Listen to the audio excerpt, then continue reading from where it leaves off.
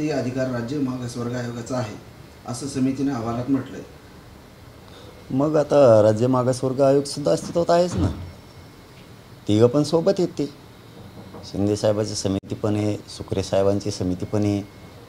ते ते तिन्ही चारही न्यायमूर्ती सोबत आहेत. अस्तित्वात आहेच ना. त्याला लागतं आहे काय? तुमच्या राजकीय इच्छाशक्ती असेल, तुमच्या मनात असेल तर त्याला काय लागतच नाही ना. मराठा आणि कुणबी एकच आहे. याची अंमलबजावणी करण्यासाठी तुमच्याकडे 57 लाख नोंदी आहेत. तो आधार घ्यायचा, मागासवर्ग आयोगाकडे द्यायचा असेल तरी ती समिती अस्तित्वात आहे, आणि शिंदे समितीकडे द्यायचं असेल तरी ती पण अस्तित्वात आहे. एका दिवसात होऊ शकतं, एका घंट्यात होऊ शकतं, एका ओळीचा विषय. तसं पाहिलं मराठा आणि कुणबी 183 क्रमांकाला आहे.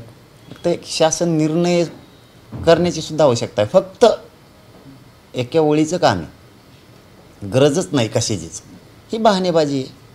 पण याचं फळ भोगावं लागणार आहे. मराठ्यांशी जर धोका झाला, दगाफटका झाला, सरकारला फळ मिळणार आहे. दुसरा प्रश्न असा आहे की निजामकालीन नोंदी या वैयक्तिक नसून जाती समूहाच्या आहेत. त्यांची अजून उकल केल्यास त्या आधाराने मागासलेपणाचं प्रमाणपत्र देण्यास फायदा होईल असंही समितीनं अहवालात म्हटले. आता हे बघा, तुम्हाला किचकट प्रक्रियात घुसायचं असलं तर तुम्ही घुसणारच.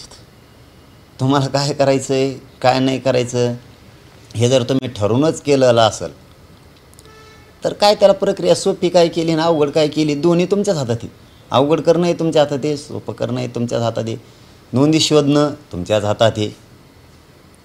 शोधलेल्या नोंदी द्यायच्या आहे का नाही तुमच्याच हातात आहे, कारण तुम्ही द्यायच्या सध्या बंद केलेल्या आहेत. त्यामुळे समितीनं अहवाल दिला हा सरकारच्या म्हणण्याप्रमाणे दिला असं आम्हाला वाटतं. सरकारच्या मताप्रमाणे दिला. मराठा आणि कुणबी एक हे सिद्ध होऊ द्यायचं नाही असा अहवाल द्या. बहुतेक समितीला असं म्हणलं असावं म्हणून दिला आहे. तुम्ही नोंदी शोधल्यात, समितीनं त्याच्यात कसा अहवाल दिला आहे तुम्ही सांगितल्याप्रमाणे दिला. तुमची इच्छाशक्ती असली तर मराठ्यांच्या नोंदीसह मराठा हा कुणबी असल्याचं आता सिद्ध होतं.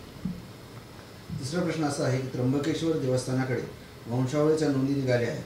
त्या आधारावर वैयक्तिकरित्या जात प्रमाणपत्रासाठी पुरावा म्हणून सादर केला जाऊ शकतो. मात्र समिती म्हणून देवस्थानकडचा नोंदींना आम्ही दस्तावेज मानत नाही. मग कशाला दस्तावेज मानता तुम्ही? ज्या नोंदी आहेत देवस्थानाकडं त्या समितीकडे दिल्या आहे आणि त्या समितीकडेच द्यायच्या असतात. समिती त्याला कायद्याचा आधार देत असते. समिती त्याला मूळ आधार देत असते नोंदी असलेल्याचा. देवस्थानकाळचे पुरावे सगळे समितीनं घ्यायचे आणि समितीनं ते अधिकृत मानायचे, कारण ते हजारो वर्षापूर्वीचे आहेत. मग ते खोटं आहे तर मग तिथं अस्तित्वात असणारं संस्थांमधलं सगळंच खोटं आहे की काय? मग असं म्हणायचं की काय तुम्हाला? तिथला असणारा डाटा रेकॉर्ड हा खोटा आहे, याला आम्ही अधिकृत करू शकत नाहीत.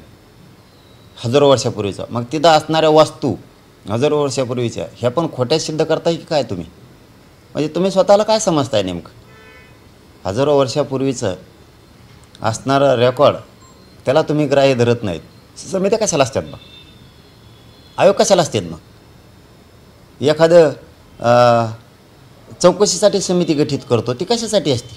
सिद्ध करण्यासाठीच की हे सत्य आहे किंवा याला आम्ही अधिकृत मान्यता देतो यासाठीच असते. हे मराठ्यांचं कल्याण नाही होऊ द्यायचं हे त्यांचं स्वप्न आहे.